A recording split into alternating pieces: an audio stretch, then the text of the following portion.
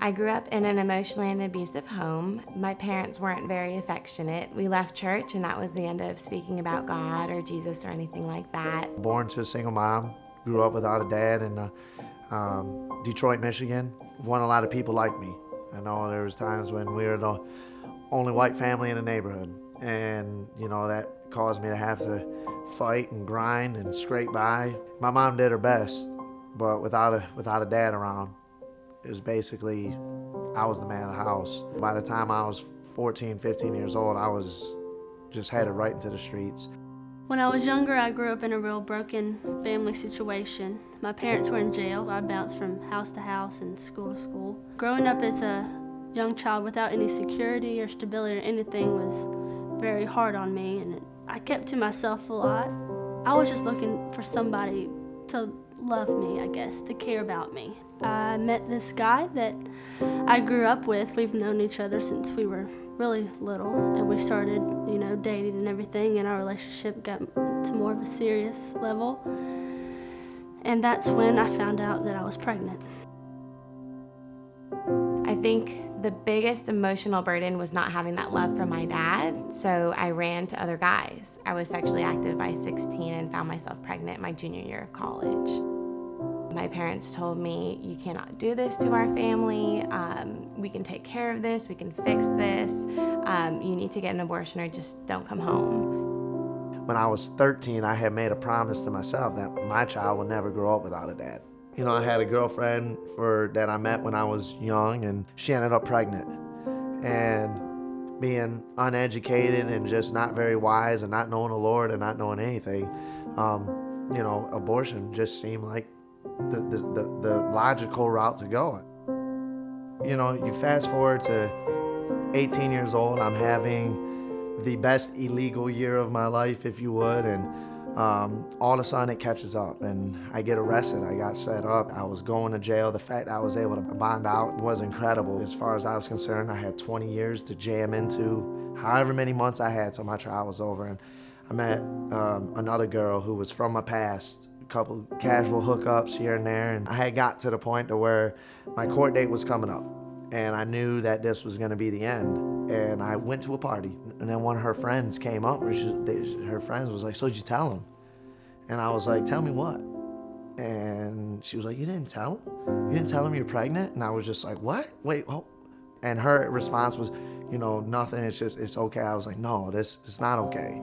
My kids are not growing up without a dad. And she ended up going and having the procedure done and terminating the pregnancy.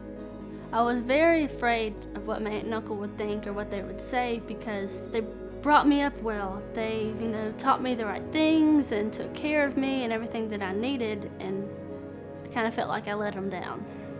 A woman at my church told me about Women's Hope and told me to come here to take a pregnancy test and that they would help me through this. I had no idea what to do. I didn't have the boyfriend support. I didn't have my parents' support. I was completely on my own.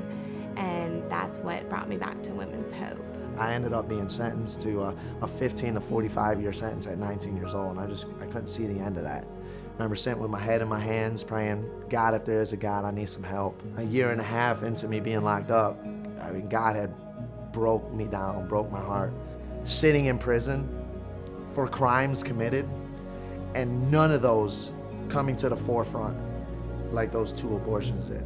Like those 2 children that I robbed God of. About 4.5 years after that, a miracle happens. God says, okay, it's time for you to go home. And while having a 15-year minimum, I ended up getting out in 7.5 years. I find my way to Alabama, and I'm sitting in church one morning, and there's a lady there giving a testimony. She happens to be the lady who's in charge of the post-abortive counseling, girls who have gone through the procedure and still just need restoration the same way I did. And I remember her saying, you can get involved. There's something you can do. I had my son in February, and I had to be at home for a while since I had a C-section, but once I was able to get out, I brought him here, and they give you kind of like a welcome baby goodie bag, and I showed him off to everyone. And since I was able to get out again, I started to come here for the classes again, since I was kind of on my own with not a lot of family involved.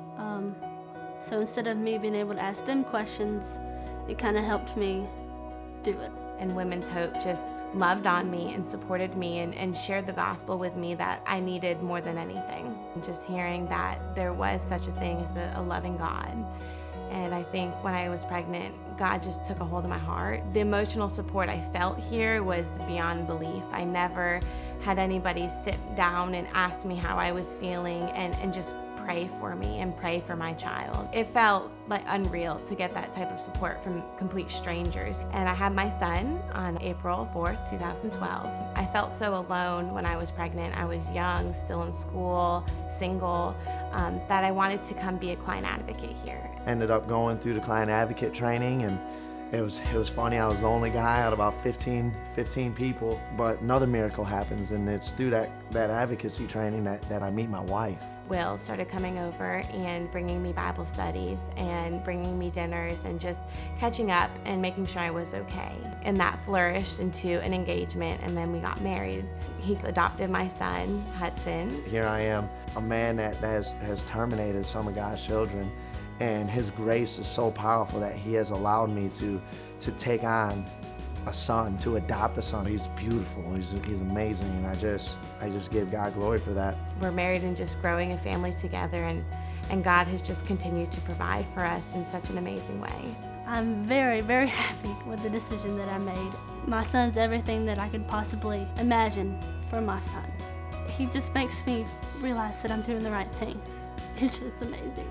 That's all I have to say.